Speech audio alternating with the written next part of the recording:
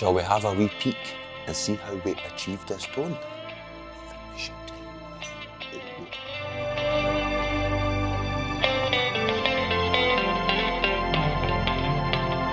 So firstly, we went for the Kali 76 Compact Deluxe. This is a really transparent studio grade compressor, and I like the fact that you can opt to feed in some of the dry signal as well, so you can have parallel compression. But for a tone like this, one compressor wasn't going to cut it.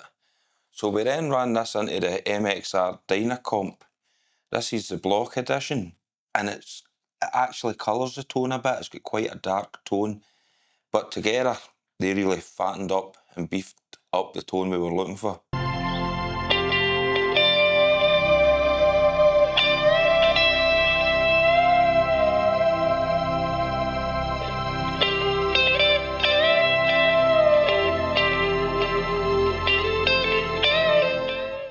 Next up in the chain was the MXR Carbon Copy. This is an analog delay, and I had it set to quite a short slapback delay, so I could then run that into the TC Flashback 2 on the 2290 setting, which is a nice digital delay to create a nice ambience together, and then I could feed them into the Boss RT2.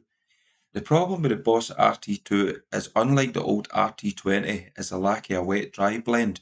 So I split the signal, one output getting into the HiPower using the Hiwatt side for that vintage Gilmour style tone, and the other output I ran into a separate cab, which was just the dry signal, and then that gave me the ability to sort of lower the rotary in the mix, which worked out perfect, but you need to check the manual or else this would just give you a stereo output.